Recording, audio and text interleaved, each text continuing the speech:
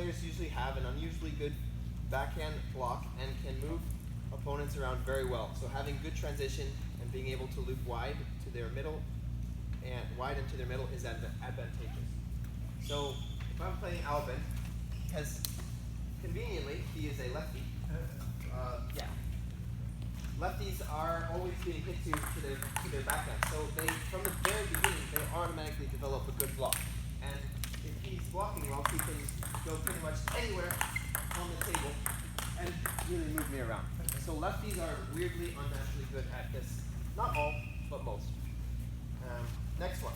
When attacking against left-handed players, it can be difficult to remember not to play light attacks to their forehand, as they usually have good forehand counter loops. So only attacking wide to forehand when you are trying to end the point. So as a right-handed player, we play mostly against right-handed players. And a lot of times we intentionally go, because if I go there, that's a right-handed backhand. We play all our attacks and all our backhands, all our backhands to the right-handed player. Against a lefty, you're hitting to their backhand, or to their forehand. So if I think, oh yeah, I make this, what's normally good is no longer good. Yeah? So this can be one of the hardest parts, is to remember that you're kind of swapping in the middle of a game. So trying to play down the line and also going cross court to their backhand when you're attacking is good. So that's just something that you have to rewire in your brain and know that it doesn't work too well if you just put softballs up to their forehand. So can you put softballs up to their back? You can play safer. Like if I'm trying to be consistent, I can serve, and I don't have to rip it. I can just play in. Because he's not going to counter loop so often if I'm playing too soft, like just a normal attack. So typically people play kind of passive to someone's backhand to avoid finishing the point. Of course, there are players with really great backhands, so it's not a hard and fast rule, but most of the time playing to someone's backhand is keeping the point alive. All right, next one. Left-handed players usually fall into two categories. They either try to play a balanced game using both forehand and backhand, or they try to look for forehand opportunities, as many forehand opportunities as they can. If they look for forehand, it's important you only play wide angles, blocks and serve receives, and attacks should be wide. If they play balanced, it can be good to try and find their middle. So Albin here is looking for forehand the whole table, a lot of points. So if he's serving, right, and I just lay it up to the middle of the table, when I think maybe it's his middle, it's not his middle, it's his forehand. So when they're unbalanced, like Albin, it's really good to try, go ahead and serve one. Play as wide as you can, over there maybe, and get him over there or something like that. Or play over there. Because anything to this 80% of the middle table is his forehand. So you have to identify what kind of lefty you're playing very quickly. Just say, oh, is he looking for forehand or is he balanced? If they're balanced, you know, playing backhand and forehand, so go ahead and rally. Playing backhand here or forehand over here, and not really looking for forehand everywhere, it can be good to try and find their middle. In the middle. Like this. So that's something and that goes for receives, your serves, and other things, your attacks. Okay, next one. Typically, you will need to develop a good defense when playing against left-handed players because they will be playing their forehands to your backhand, and the ball will have some side spin. If you're not able to block wide, they will get many strong forehand loops in. So Albin is another really good example of this.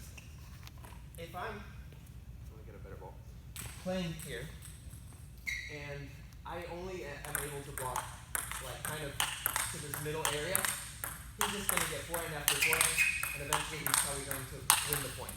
Yeah? So having a good defense, being able to block there, oh, that was bad.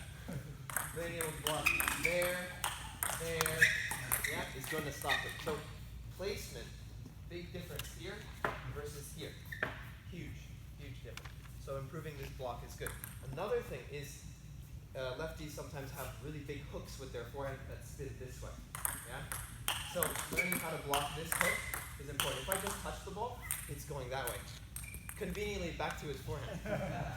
Yeah? So learning to block this ball can be nice and kind of personally go a little bit like this way because I can chase the ball and I can delete the spin.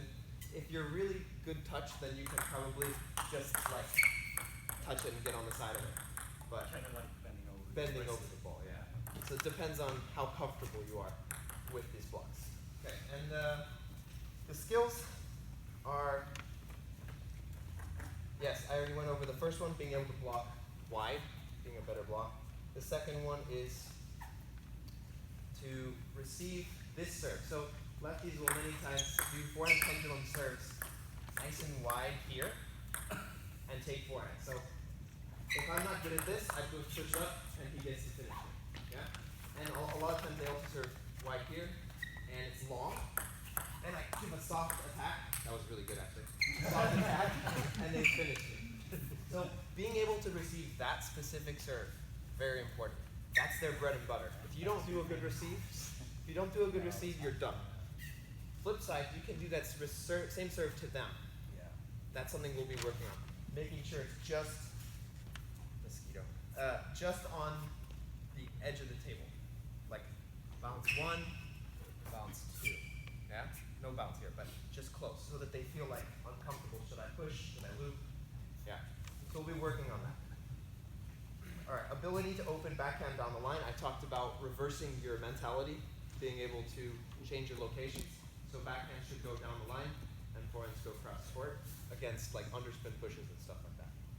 And ability to make good forehand pendulum serve there as well as there. This is a huge one that lefties, we ran out of balls, will do. Load up on balls. Is you can do the serve to me. Right. If I'm not ready for this, it's like deep to my backhand from the short side of the table, then I'm really like on the back foot. So lefties will do this serve a lot. So becoming really good at that serve specifically, receiving that serve is important.